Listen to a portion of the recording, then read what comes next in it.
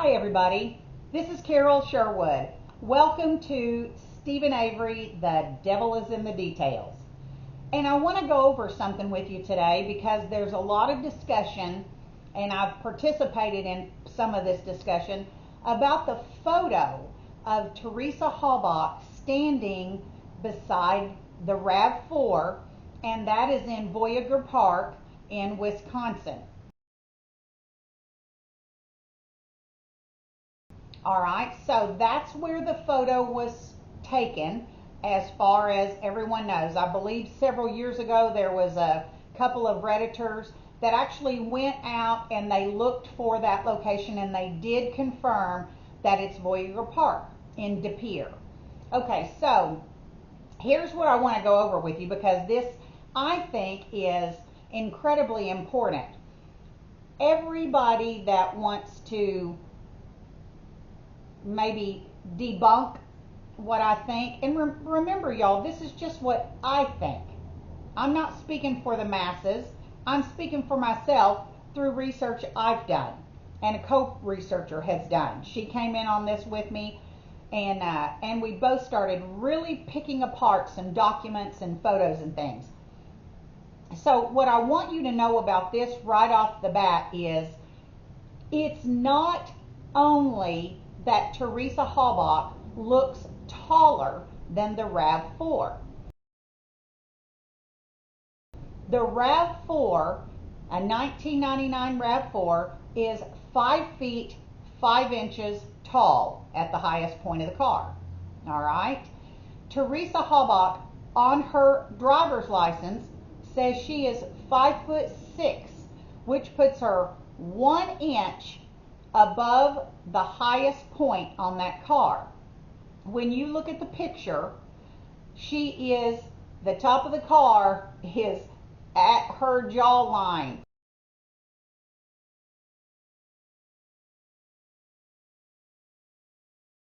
What you have to also understand is it's not just about the height of her versus the height of the car.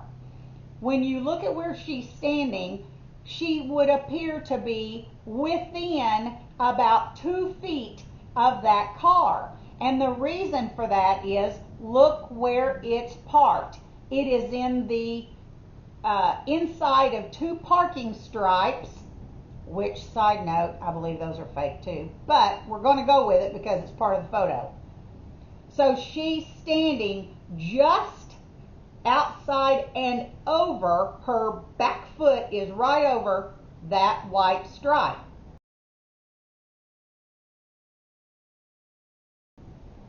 If you pull in a parking space, I'm giving you 2 feet, people. When you pull in a parking space, you don't have 2 feet on either side of that car. If you do, that's the max. That's a wide parking space. Go to the grocery store, pull in a parking space. Tell me what you get. But when you look at that and you look where she is positioned to the car, she's not far from it. So for him to angle that camera, for her to look that much taller ahead, I mean, how tall's her head, y'all? 6-8 inches? I mean, I don't know. You know, I guess I'd get my tape measure and measure my head. But I'm just saying, look at it and know that's unusual. That's a big angle. All right. I would anticipate that if someone were standing back and taking that picture and angling up to that degree that she looks a head taller, you would see an angle, like an angle going up a mountain or an angle going up a tall building. The photo looks pretty doggone straight on. But let's not focus on her being taller than the car as the only thing, because there's plenty there that people have found and that my co-researcher and I found. One of them being, you can tell in the buildings that are behind her, there's sunlight in the windows. So there's sunlight coming from behind her towards those buildings. You can see it reflected in the windows. No big deal, except there's no shadow for her on the ground.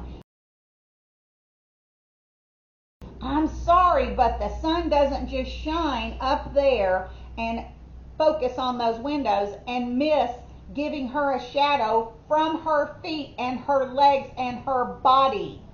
There's even light reflecting in the door of that car. People have said it's the flash from the camera. What do you need a flash on a fancy dancy camera if the sun's out?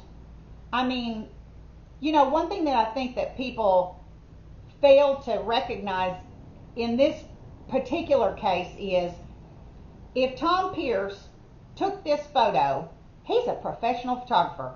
At the time this all happened, he'd been a photographer between 25, 30 years.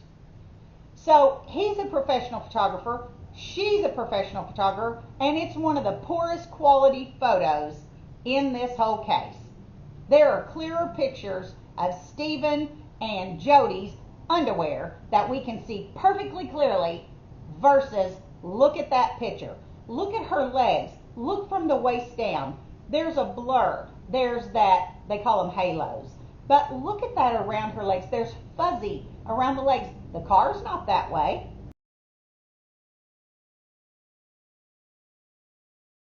The car looks clear. The car's clear enough for you to see tree reflections in the side of that car and on that back quarter panel. You can see tree reflections. There's one thing. You've got shadows that are not there. Is there a shadow underneath the car? Of course there is. Go look on a cloudy day when the sun's not shining and you will see a shadow underneath a car in a parking lot because the car's sitting right down there close to the ground. It's making its own shadow in whatever lighting's available. And then second, here's what I want you to know, and you wouldn't know this unless you really got into this and started looking at it. The buildings in the background, there's an apartment complex back over her, let's see, well, this side. So back over that side, like at the front of the car, where the front of the car is, there's an apartment building back there. And then on this other side, it's a business building. Those are the two buildings that you see in this photograph. Now here's what I want you to notice. Look how close together those buildings look. All right? In that photo, and granted, it looks like a photo that's zoomed in. Those buildings look really close together, or fairly close together. And then when you go to Google Earth Pro, that's what I did. Google Earth Pro will allow you to use a measurement tool between objects in a photo, all right, on the map that it's providing through Google. So in the pictures that they have, the satellite pictures, you can estimate pretty close you can do it in miles, yards, feet, however you want to. I did it in yards. So I said, how far is building A from building B? And you know how far it is? About 77 yards.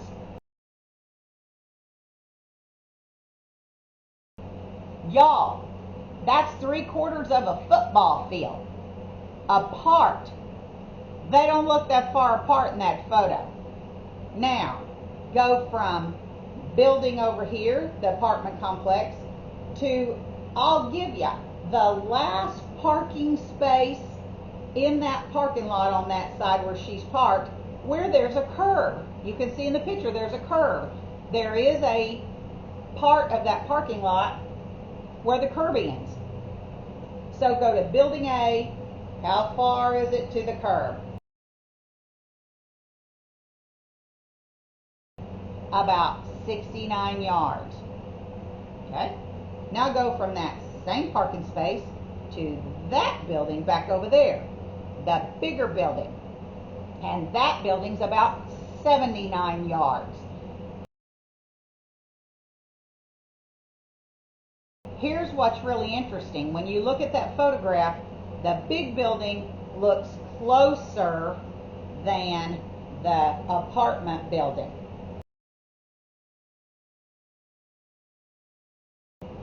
But in actuality, the apartment building is closer than the big building, which sets back.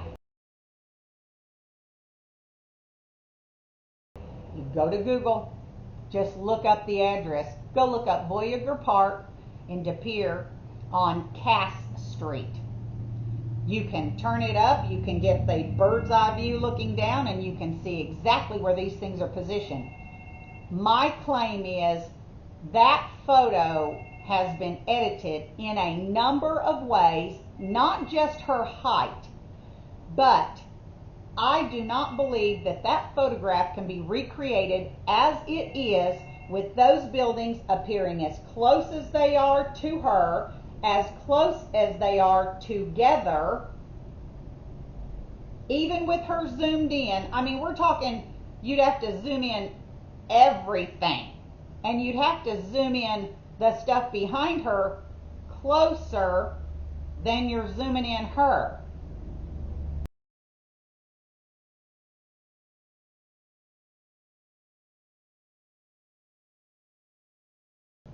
That photo is very disproportionate to what the measurements are from between those buildings. And one other thing, and this is a biggie. Over in front of that apartment building called the Voyager Apartments, there's a little, it's like one of those little kiosk things. It's a little roof, and it's a kiosk, and it's for bikers. It's called a bike station, where people go up, they can air up their tires, look at the maps on there, and it's got its little shingle roof on it and everything. You can see it in the picture.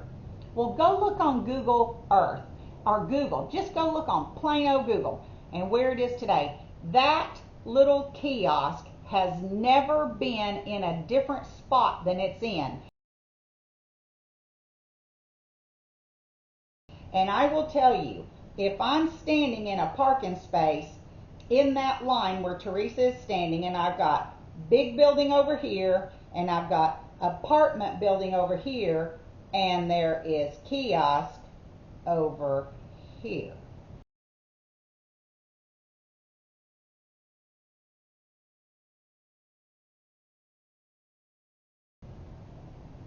And the kiosk is not only not right in front of that apartment building, it's across a parking lot and a street, a cross street, which you can't tell from that photograph because it all looks together.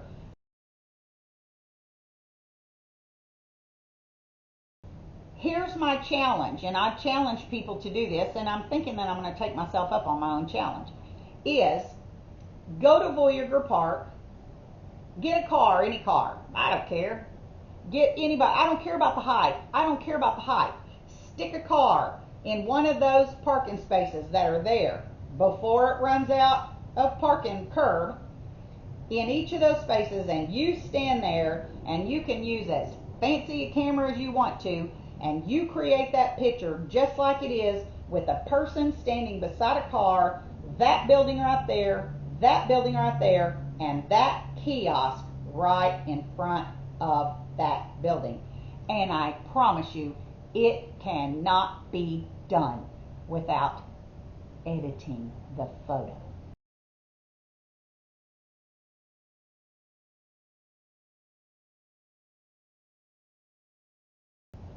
Don't believe me? All you gotta do is go try it. You can tell me all day long it has to do with spatial this and physics that and lighting this and who padoofy doofy. I don't even care. I don't care. I'm telling you, you can't recreate that photo as it is shown without editing it. And there's a whole lot more, and we'll go over that in part 2.